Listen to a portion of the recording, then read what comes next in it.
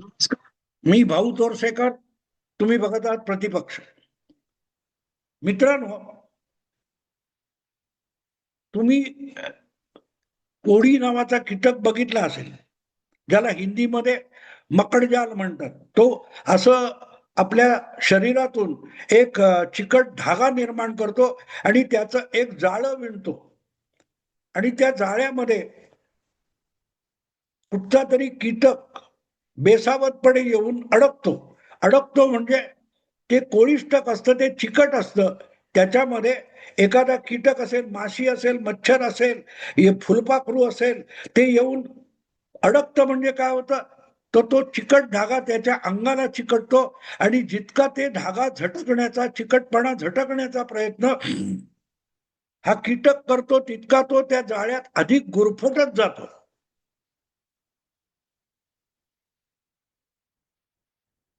आणि अशा वेळेला त्या कोळिष्टकाच्या कुठच्या तरी कोपऱ्यात बसून तो कोळी शांतपणे प्रतीक्षा करत असतो की त्या स्वतःला गुरफटून घेऊ देत. मराठी मीडिया किंवा आपले विरोधक म्हणजे भाजपचे किंवा महायुतीचे जे विरोधक आहेत, ते स्वतःच सत्ताधाऱ्यांच्या जाळ्यामध्ये गुरफटताना बघून भाजप आणि एकनाथ शिंदे यांच्या महायुतीला आनंद होत असेल तर नवल नाही. कारण जी रणनीती नगर परिषदा, विधानसभा किंवा तुमच्या महापालिका निवडणुकांसाठी भाजपने योजलेली आहे, त्या प्रत्येक रणनीतीच्या कोळिष्टकामध्ये, जाळ्यामध्ये जर त्यांचे विरोधक अलगद येऊन स्वतःच अडकत असतील आणि सुटकेचा प्रयास करताना अधिकाधिक गुरफटत जात असतील, तर मग भाजपच्या गोट्यात आनंदाच्या उकळ्या फुटल्या तर नवल नाही. कारण युद्धामध्ये किंवा निवडणुकीमध्ये आपल्या प्रतिस्पर्धी प्रतिपक्ष जो असतो, त्याच्या डावपेचांना ओळखून त्यावर मात करणं आवश्यक असतं, तर तुम्ही निवडणूक लढू शकता आणि जिंकू शकता. पण प्रतिस्पर्धी आहे, विरोधी आपला जो स्पर्धक आहे, त्याने आपल्यासाठी जे जाळं किंवा सापळा रचलेला आहे, त्यामध्ये तुम्ही अडकलात आणि फसलात आणि स्वतः चालत आलात, आपल्या पायानी चालत आलात, तर तुमचा शत्रू, तुमचा प्रतिस्पर्धी खुश होणं स्वाभाविक असतं. आणि मला असं दिसतंय की या नगरपालिकांच्या निवडणुका असोत किंवा महापालिकांच्या निवडणुका असोत, त्यामध्ये प्रत्येक ठिकाणच्या परिस्थितीनुसार भाजपने किंवा भाजपातल्या महायुतीच्या 3 प्रमुख नेत्यांनी जी रणनीती बनवलेली आहे, तिचा थांग पत्ता ना विश्लेषकांना आहे, ना महाविकास आघाडीतल्या कुठल्या पक्षाला आहे. त्यामुळे त्या रणनीतीच्या जाळ्यामध्ये त्यांचे विरोधक म्हणजे उबाठा शिवसेना असेल, मनसे असेल, शरद पवार गट असेल, काँग्रेस पक्ष असेल, प्रकाश आंबेडकर असतील आणि इव्हन मध्यमात बसलेले जे भाजप विरोधी पत्रकार आहेत, ते सुद्धा अलगद येऊन त्या रणनीतीच्या जाळ्यामध्ये, जळमटामध्ये फसत असतील, तर भाजपच्या गोटात आनंद व्यक्त व्हायला काही हरकत नाही. आता एक गंमत लक्षात घ्या, मी गेले 2-4 दिवस बघतोय जसं महापालिका निवडणुकीचा अर्ज भरण्याची मुदत 30 डिसेंबर ही संपत आली होती, तितकं अनेक भाजप विरोधी पत्रकार आणि विरोधी पक्षातले प्रवक्ते यांना उकळ्या फुटत होत्या. बघा, महायुती इकडे फुटली, महायुती तिकडे फुटली, पुण्यामध्ये महायुती फुटली, अजितदादा यांचा सौता सुवा, अजितदादा आपल्या काकांबरोबर जाणार आहेत, युती फुटली. ठाण्यामध्ये युती फुटली, मुंबईमध्ये महायुती फुटली, अजितदादांना बाजूला ठेवलंय, अजितदादा महायुतीमध्ये मुंबई महापालिकेच्या निवडणुकीत नाहीत. ठाणे, कल्याण, डोंबिवली महानगरपालिकांमध्ये अजितदादांना खड्यासारखं बाजूला ठेवलंय, पुण्यामध्ये अजितदादांना खड्यासारखं बाजूला ठेवलंय. खरं तर एकूणच या 29 महापालिकांच्या निवडणुकांमध्ये बहुतांश जागी भाजप आणि एकनाथ शिंदे यांची युती झालेली असली तरी अजितदादांना राज्याच्या सत्तेमध्ये भागीदार बनवलेलं असून सुद्धा या स्थानिक महापालिकांच्या निवडणुकांमध्ये भाजप आणि एकनाथ शिंदे यांनी एकाकी पाडलेलं आहे. प्रामुख्याने या निवडणुकीमध्ये मुंबई महापालिका ही अर्थातच सर्वाधिक महत्वाची अशी संस्था आहे आणि त्या निवडणुकीत अजितदादांना नवाब मलिक यांचं कारण दाखवून बाजूला ठेवलंय. पण तुम्हाला आणि सगळ्यांना माहिती आहे की भाजपचा डोळा मुंबई महापालिकेवर आहे. अगर केरळची राजधानी त्रिवेंद्रमची महापालिका आपण जिंकलेली आहे, आपला महापौर बसवलेला आहे, तर मुंबईत सुद्धा भाजपचा महापौर बसवणं हे भाजपचं दीर्घकालीन स्वप्न आहे आणि त्यासाठी भाजपने दीर्घकालीन रणनीती आखूनच आत्ताच्या सगळ्या गोष्टी केलेल्या आहेत. एकनाथ शिंदेना सोबत ठेवणं, अजितदादांशी फटकून वागणं, बीएमसीच्या महापालिकेच्या निवडणुकीमध्ये ही रणनीती आहे. भाजपला आपला अजितदादांना महायुतीच्या निवडणुकीत बीएमसी मध्ये बाजूला ठेवणं ही रणनीती आहे. कारण काय दाखवले, नवाब मलिक यांना भाजप सोबत घेणार नाही आणि अजितदादांनी हट्टाने मुंबई महापालिकेची सगळी जबाबदारी नवाब मलिक यांच्यावरच सोपवलेली आहे. वास्तविक नवाब मलिक यांची मुलगी सना मलिक ही युतीच्याच पाठिंब्याने मुंबईतून आमदार झालेली आहे. गोवंडी शिवाजीनगर आणि अणुशक्तीनगर या 2 विधानसभा क्षेत्रामध्ये नवाब मलिक यांचा दबदबा आहे. त्यांना मानणारा एक वर्ग आहे आणि तो अर्थातच मुस्लिम आहे. अबू आझमींना शह देण्यासाठी नवाब मलिक हे अपक्ष म्हणून शिवाजीनगर गोवंडीतून उभे होते, तरी अबू आझमी निवडून आले. पण आपण इथूनही मतं मिळवू शकतो हे नवाब मलिकांनी शिवाजीनगर मतदारसंघात दाखवलेला आहे. याचा अर्थच अणुशक्तीनगर आणि तुमचं शिवाजीनगर गोवंडी या 2 मतदारसंघामध्ये कमीत कमी 12-13 नगरपालिका महानपालिका वॉर्डवर नवाब मलिक यांचा प्रभाव आहे आणि अर्थात तो मुस्लिम मतांवरचा प्रभाव आहे. एवढ्या प्रभावामध्ये या एवढ्या वॉर्डमध्ये जर मुस्लिम मत महाविकास आघाडी, ठाकरे, काँग्रेस, प्रकाश आंबेडकर यांच्यापासून एक ठराविक टक्क्यांनी मतं बाजूला काढण्यात नवाब मलिक यशस्वी होत असतील तर ते भाजपच्या आणि एकनाथ शिंदे यांच्या युतीच्या पथ्यावर पडणारी गोष्ट आहे. आणि अर्थातच जितका प्रभाव नवाब मलिक यांचा या 2 विधानसभा क्षेत्रामध्ये आहे तेवढाच कमी अधिक प्रभाव मुंबईच्या इतर मुस्लिम वस्त्यांमध्ये सुद्धा आहे. मग तो बेहरामपाडा असेल, भेडी बाजार असेल वगैरे वगैरे. त्याचा वापर भाजप एकनाथ शिंदे यांनी मुंबई महापालिकेत आपल्याला हवा तसा करून घ्यायचा अशीच मुळात रणनीती आहे. जी मतं आपल्याला मिळणार नाहीत, तुला नाही मला नाही घाल कुत्र्याला, जी मतं मुस्लिमांची आहेत ती जर भाजप आणि एकनाथ शिंदे यांना मिळणार नसेल आणि ती उद्धव ठाकरे किंवा काँग्रेस किंवा राज ठाकरे आणि यांची युती, ठाकरे युती किंवा काँग्रेस प्रकाश आंबेडकर युतीकडे जाणार असतील तर त्यांच्यापासून जितकी मतं घटतील त्याचा फायदा गणितामध्ये शिवसेना भाजप युतीला मिळतो.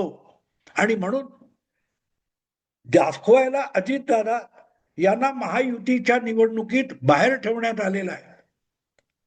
पण मुंबईत अजितदादा म्हणजेच नवाब मलिक असतात आणि नवाब मलिक जर मतं बाजूला काढणार असतील, जी मतं कुठच्याही परिस्थितीत महायुतीला मिळणारच नव्हती अशी मतं नवाब मलिक किंवा अजितदादा बाजूला काढणार असतील तर त्याचा तोटा काँग्रेसला ठाकरे युतीला किंवा काँग्रेस आंबेडकर युतीला होऊ शकतो,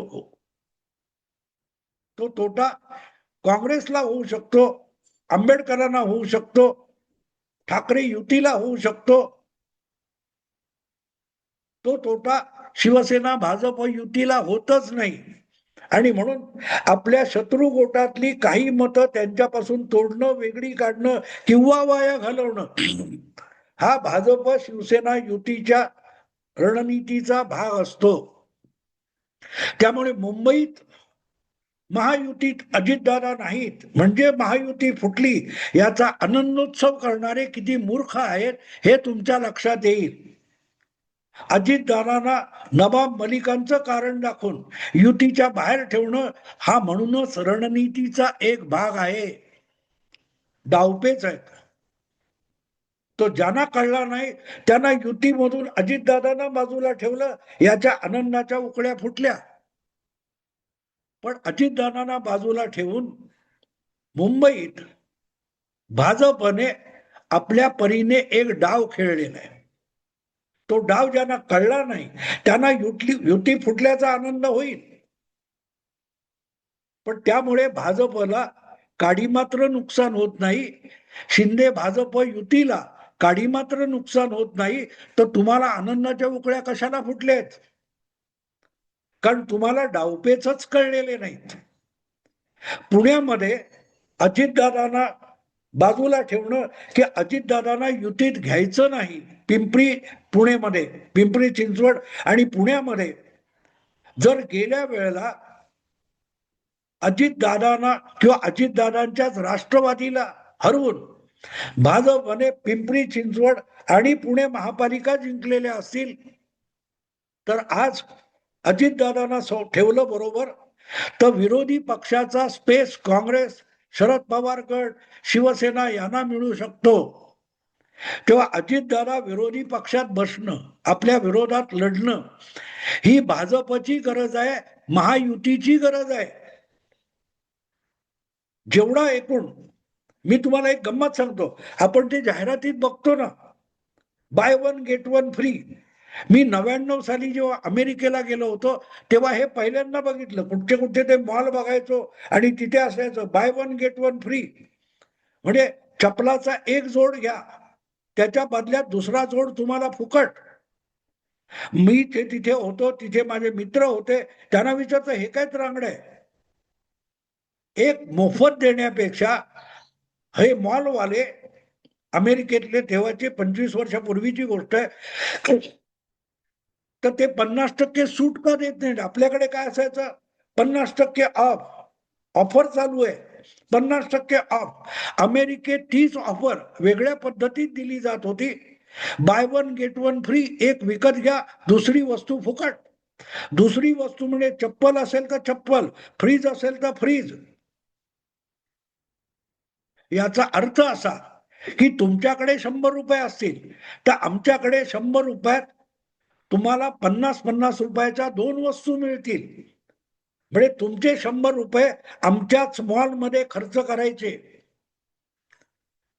50 रुपयात दिलं तर उरलेले 50 रुपयात तुम्ही दुसरा कुठचा तरी माल घ्याल, तो घेऊ नका. ते 50 रुपये सुद्धा आम्हालाच द्या. तेव्हा 50% सवलत ही ऑफर कशी फसगत करते की तुम्हाला गरज नसलेली दुसरी वस्तू तुम्हाला फ्री मिळते म्हणून तुम्ही घेता, पण तुम्ही त्या वस्तूचा उपयोग आहे की नाही बघत नाही. नेमकी तीच गोष्ट इथे झालेली आहे. युतीतलेच 2 लोक एकमेकाविरुद्ध लढणार, त्यांच्यातच मुख्य लढत होणार.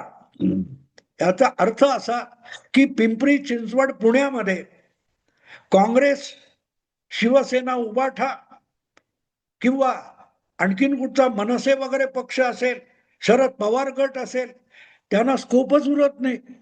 कारण भाजप बरोबर राज्याच्या सत्तेत बसलेला अजितदादांचा राष्ट्रवादी हाच पुणे आणि पिंपरी चिंचवड मध्ये विरोधी पक्ष असतो. म्हणजे bye one get one free. सत्तेत कोणालाही आणा, 2 पैकी एकच वस्तू वापरणार. घरात फ्रीज 2 आले तरी एकच फ्रीज वापरलाच असतो, दुसरा फ्रीज पडून राहतो. तुम्ही कुठचे ठराविक बूट घेतलेत, शूज घेतलेत, तर एका वेळेला एकच शूज वापरणार, दुसरा काय तो बूट वगैरे पडून राहतो. तसं सत्तेतही महायुतीचा पक्ष आणि विरोधातही महायुतीचाच पक्ष, म्हणजे खरेखुरे राज्यातल्या सत्ताधारी युतीला विरोध करणारे पक्ष आहेत, त्यांना जागाच ठेवायची नाही. जसं bye one get one free मध्ये तुमचे 100 रुपये, तुमचे 1000 रुपये इथेच खर्च करा, अर्धे दुसरीकडे जाऊन खर्च करायला तुम्हाला संधी नाकारली जाते. तीच रणनीती पिंपरी चिंचवड पुणे या महापालिकेत अजितदादांना सत्तेच्या बाहेर ठेवून केलेली आहे.